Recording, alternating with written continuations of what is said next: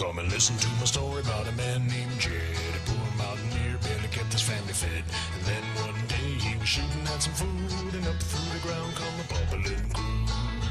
Oil, that is, black gold, Texas tea.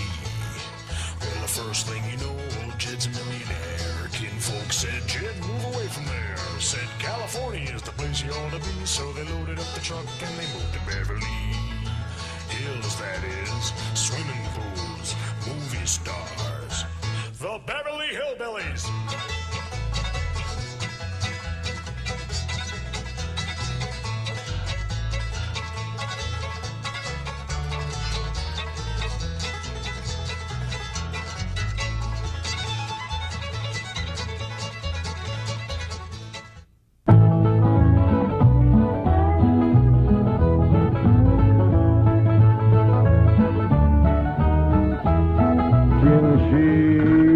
Bake a cherry pie, Billy boy, Billy boy. Did she bake a cherry pie? Charmin' Billy. She can bake a cherry pie, quick as a cat can wink her eye. She's a young thing and cannot leave her mother. Well, Granny, did you pick out your spot yet for the garden? Yep. I kind of favor a patch right close here to the house. I'll plow you up something there directly. Yeah, just enough for some onions and taters and some Rudybakers.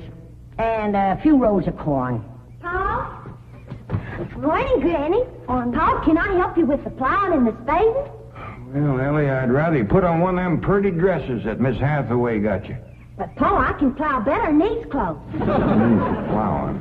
You know, Ellie, I'd like you to wear one of them dresses kind of regular. Wouldn't you, Granny? You're mighty fetching in a dress, Ellie. Prettier than a tub of fresh churned butter. Paul, if I go to wearing them dresses, Jethro will make fun of me. I reckon he hadn't better. Now, you run along and put on something with skirts. All right, but he hadn't better make fun. He won't. You know, speaking of Jethro, I think he's got himself a sweetheart. The banker's secretary? That's right. They was out together last night. What'd they do? Well, I don't rightly know for sure, but it was something to do with bowls. All you do with bowls is eat. Well, I reckon that's what it was then. She said she was going to take him bowling. You know, Jed, I kind of like that Miss Hathaway. Yeah, I think she kind of likes us, too. Oh, those marvelous Clampetts. Those simple, rugged mountain people. The more I see of them, the more I am impressed. Yes, now Never have I observed such strength of body, mind, and character. Yes, now They stand like bold hills in the pebble-strewn landscape of Beverly Hills.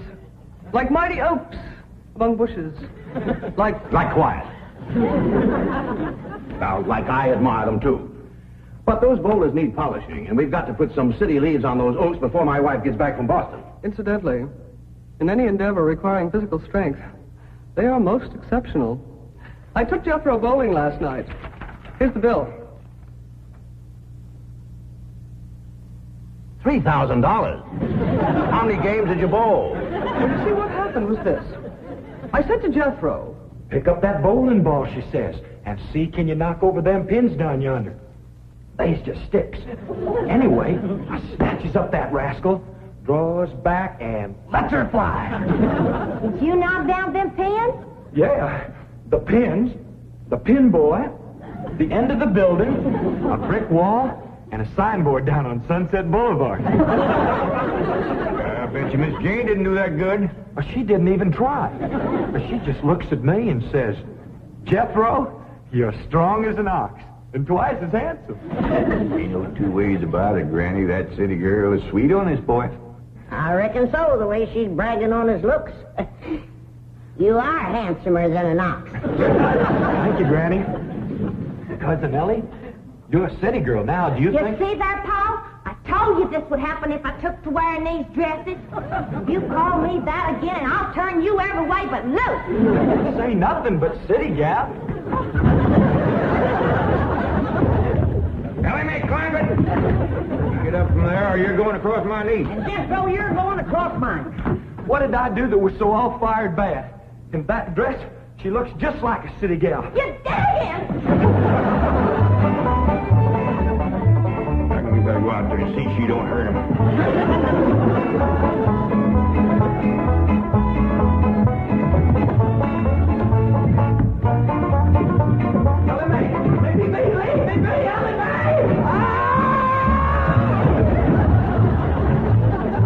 Jethro, now that we're living in a city, you've got to learn to use the steps. You'll be happy to know that I'm making splendid progress with Ellie Mae. She's turning into quite a lady. Fine. But it's Jed, Granny, and Jethro we've got to work on. Clothes, manners, the works. What have you done about servants? That's the problem, Chief. They're basically opposed to the whole idea of able-bodied people letting others do their work for them. Well, that's a refreshing attitude. But we've got to get a skeleton staff in there somehow. A combination butler and valet with Jed and Jethro. To help them assemble a wardrobe, teach them how to... Ravenswood. Your butler? Oh, he's never been my butler. Came with my wife like an overweight dowry. Been in her family for years. And with Margaret in Boston, I can certainly spare him, plus her upstairs girl, Marie. I doubt if you can sell Mr. Clampett on the idea of servants. Get him on the phone. I'll make him think he's doing me a favor by taking him off my hands for a while. Right, Chief? She hadn't ought to throw me down on my head like that. What if I'd have been carrying a frog in my hat? You ain't supposed to be wearing your hat in the house. Well, Granny, where's a fella going to carry a frog? They jump out of your pocket. Hello? Oh, howdy there, Mr. Drysdale. Glad to have you back from Boston. Your missus come with you? Oh, that's too bad. I know her and Granny'd hit it off like two sows in a mud waller. Yes, I'm sure they would. No recipes? No, my wife doesn't do much cooking. No, I doubt if she ever made grits and hog jows. Well, how about mustard greens and possum belly? No? Pone and squirrel shank? Boiled chicken hog. Well, say, she don't do much cooking, does she? No. Well, the reason I called Mr. Clampett is I have a butler. Well, he really belongs to my wife's family, but he's been with us ever since we were married. And I was wondering if you'd let him come and stay with you for a while. You mean board with us? Well, I guess you could call it that. Who's going to board with us? Just a minute. Some kin of Miss Drysdale named Butler. Oh, why, we be just... That's that no good fat rascal that wouldn't let Ellie and me in to help Miss Drysdale when she was sobering up. Hello? Granny was talking at me, but she's done now. Oh, no, she ain't. Just a minute. Granny, let me hear the man out, and then we can talk it over. Yes, sir, Mr. Drysdale, I'm a-listening now. Well, in addition to Ravenswood, he's the butler, you can also have my wife's upstairs girl, Marie. Margaret may be away for some time, and I have absolutely no use for him. Well, I sure would like to oblige. Me and Granny will talk it over, and I'll call you. Oh, thank you. You'll be doing me a great favor. I was glad to help out when I can. Thank you again, Mr. Clampett, and goodbye.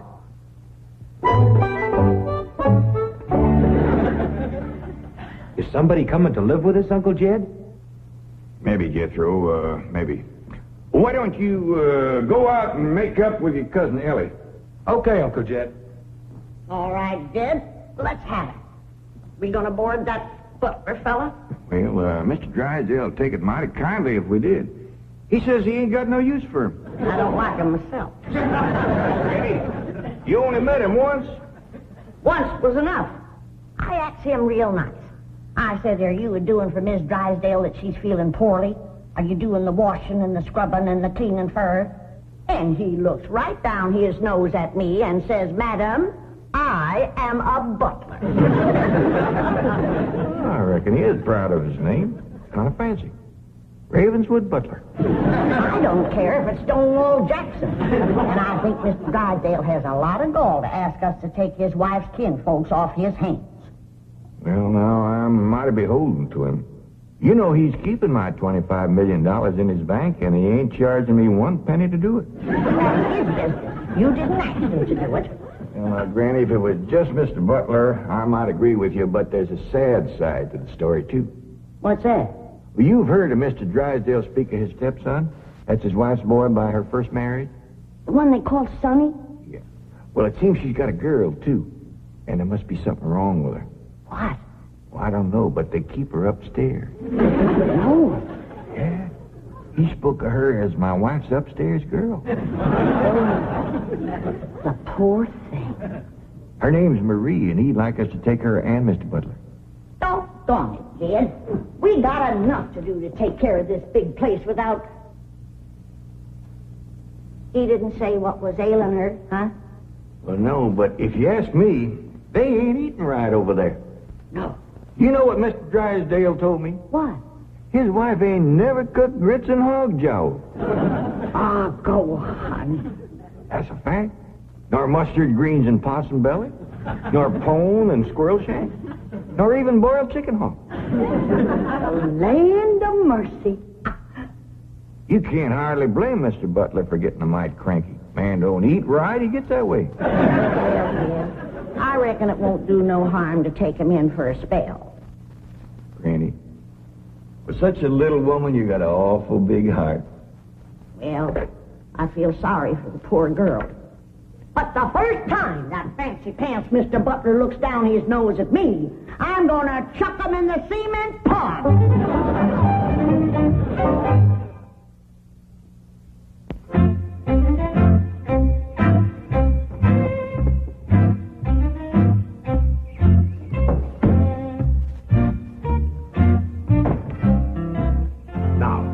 I'm doubling your salaries for the length of time you stay at the Clampett home. But if one word of this gets back to my wife in Boston, you're both out of work with no references. Actually, you will find the Clampetts to be basically fine people. All they need is a little polish. Polish. They need sandblasting. However, I think Miss Hathaway's plan may overcome their initial resentment of wearing city clothes. Yes, I think I have devised rather a clever strategy. To put it briefly and succinctly, my strategy is as follows. I shall propose to the Clampetts that they sit for a family portrait. As you know, my hobby is painting. Now, I shall suggest to the Clampetts that their attire match their background, which is, of course, their beautiful mansion. They will no doubt see the logic of my didactic approach, accede to my wishes, don suitable raiment, and, once they have seen themselves thus attired, take... We're in. Let's go. We forgot to dust the stair rail. I'll do it, Granny.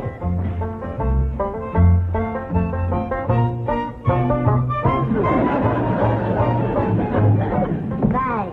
Wearing boys' clothes does come in handy sometimes. Hi, Ginger Granny. I think we got her all spick and span for the company.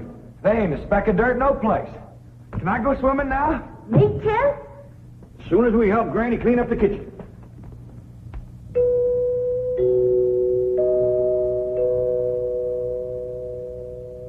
There goes that music again. Sure is good. You ever find out where that comes from? Know 'em, Granny. Every single time I commence to looking for it, somebody comes to the door. Nobody to the door now? There will be. You'll see.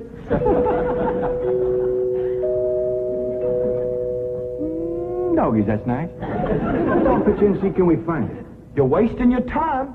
I'm a-telling you. Before you can find it, somebody will come to the door. There, you see? Happens every time. I remember, Ravenswood. I'm counting on you. Don't fail me. You have my word, sir. I've been butler and valet since boyhood, as was my father before me and his father before him. And I've yet to meet the man or woman who posed a social problem too difficult for me to handle. That's the spirit. Howdy there. Remember me, Mr. Butler? No! Ravenswood, come back! You gave your word! Come back, you coward! Come back here! I'll cut off your fringe benefits! Ravenswood probably forgot something. He'll return shortly. Meanwhile, this is Marie. This is Drysdale's upstairs girl. Marie? J.D. Clampett? Howdy. Jethro Bodine? Ellie Mae Clampett? And Grandma Clampett. No, ma'am. I am a Moses. Pardon? Granny's related on my wife's side. They's the Moses family from Tennessee. Then your name is Granny Moses? Grandma Moses. That's right. There was a very famous Grandma Moses who painted primitives. I've whitewashed a few myself. I'll show Marie to her room. Listen, Marie, honey. Over here, you got the run of the house. You don't have to hide upstairs. Ain't nothing wrong with that girl, but want some good cooking will cure her. half-starved. Poor thing is so weak her knees keeps a buckling on her. She's kind of pretty, though, for a skinny girl. Just wait till she gets a mess of Granny's grits and hog gel. That'll fill her out. Till I'll get some of cooking. Guess that butler fellow will be coming back directly. Oh, and Granny, can we have some of that salted down possum belly that Ma sent us? Well, I reckon it is kind of a company meal. Granny, open up a jar of them pickled crow gizzards. Now, Jed, we don't want to spoil these folks. They might get to thinking we eat like that every day. Baby, will you do something nice for me? Sure, Pa. Will you go get into that pretty dress again? Oh, Pa, Jethro will make fun of me. No, I won't, Ellie Mae. Cross my heart. Why, That's my darling. Thank you. And then you be real nice to Marie. She's had a bad life. I'll be nice to her. She's pretty. Let's all be nice. Pa, I wanted to go swimming. Now I gotta go put on the old dress. Cousin Ellie, you look awful pretty in a dress. Honest you do. Do I look pretty in that there city girl? You look prettier than that there city girl. That did it. Come on and fight. Now, Ellie, come on, Ellie. There's nothing to be afraid of, Raven. The fact that they're big and strong doesn't mean they're violent. Elephants can be gentle. Now, Ravenswood, your appearances deceive you. Oh, Billy. Oh, I do admit on the surface they do seem a bit rough, even cruel. But I assure you underneath they are placid, kindly, and gentle. You'll see. You shouldn't have called me a city girl. Ellie Mae, leave me alone, please, Ellie Mae. City girl.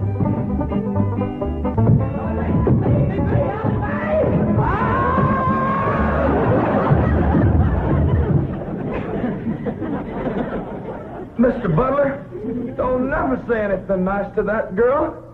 She'll kill you. Come back here. Howard, come back! You promised! I found her granny when Mr. Drysdale said he didn't have no use for Mr. Butler. He sure wasn't fooling. I just seen him cut through the brush chasing him with a stick. If Mr. Butler gets sassy with me, I'll chase him with more than a stick. Dad, Ellie throwed me down on my head again. If she don't stop that, I'm going to get a headache. Stop riling her, Jethro. But golly, all I said was she's pretty. That ain't no call to bust a fellow's head. How's it doing? Oh, howdy, Marie. Hi, Marie. Are you hungry, darling? No, madam. I'm whooping up something here that'll just set your mouth to watering. Put some strength in your limbs, too. Tell her what it is, Granny. A great big mess of grits and hog jowls. And salted down possum belly. Cold pickled crow gizzards. How you like that? Don't tell me that child ain't hungry. Why, she's ready to drop in her trash. Set her at the table and I'll dish up a mess. No, please. I only came in to bring you a message from Miss Hathaway. She's preparing to paint a family portrait, and she wishes to know if you all will sit for her. May I tell her that you will sit for her? Well, yeah, I reckon we'll do that. Merci.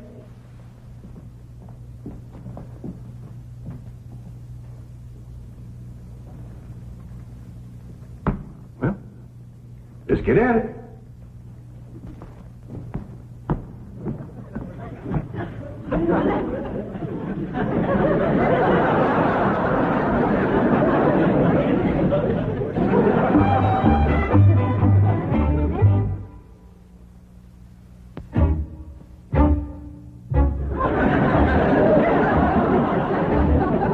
It's all right to talk while we're sitting.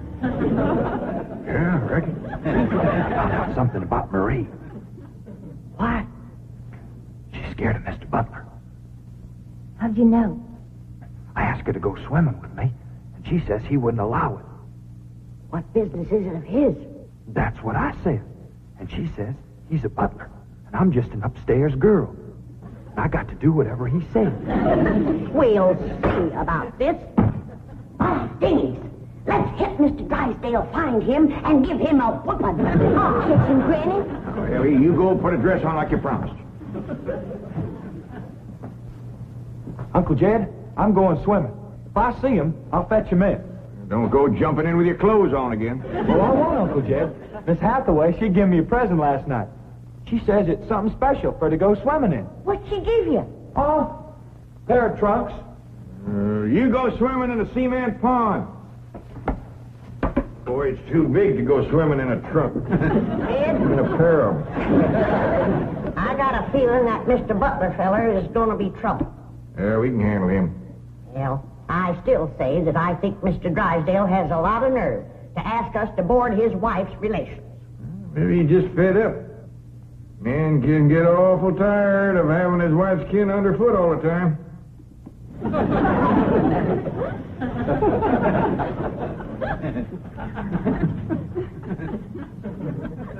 He told me that Butler fella had been living with them ever since they was married.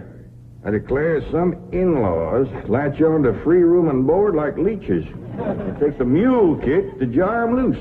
You can't hardly blame Mr. Drysdale for trying to get shed of a critter like that.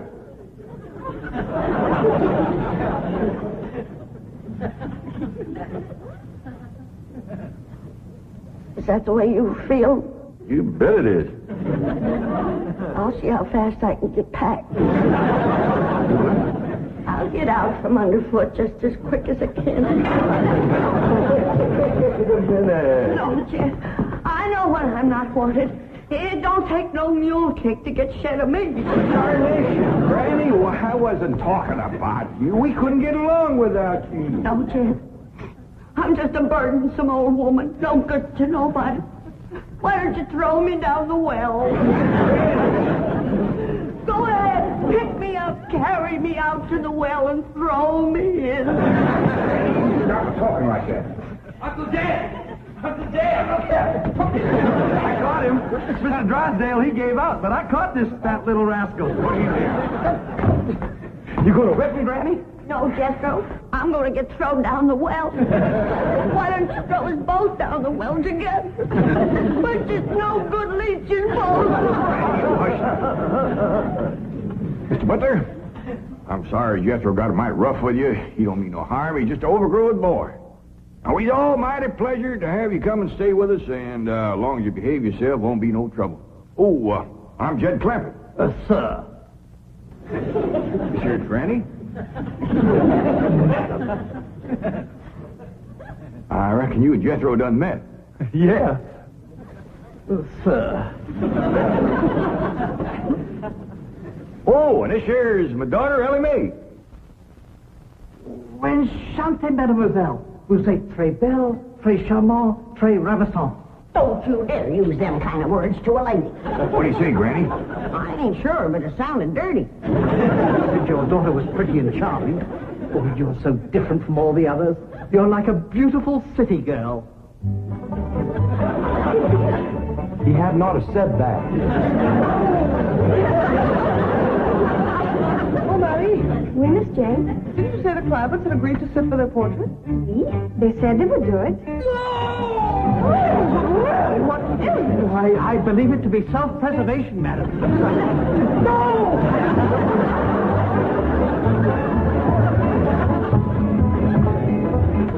Don't take to the stairs, she'll catch you sure! Say now, let me go now, really! No! Sounds like Ellie got him. Afraid so. Could somebody please tell me what is transpiring in Jed! Ellie throwed him all right, but I caught him before he hit the floor. So here you are. Well, now, everything seems to be fine. You see, Ravenswood, didn't I tell you the Clampetts were kindly, gentle people? Yes, sir. Thank you, sir.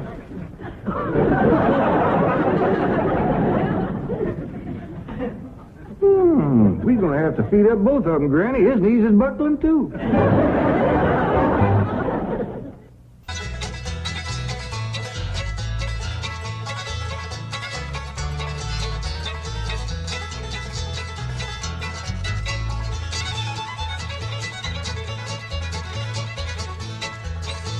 Well, now it's time to say goodbye to Jed and all his kin. They would like to thank you folks for kindly dropping in. You're all invited back next week to this locality to have a heaping helping of their hospitality. Hillbilly, that is.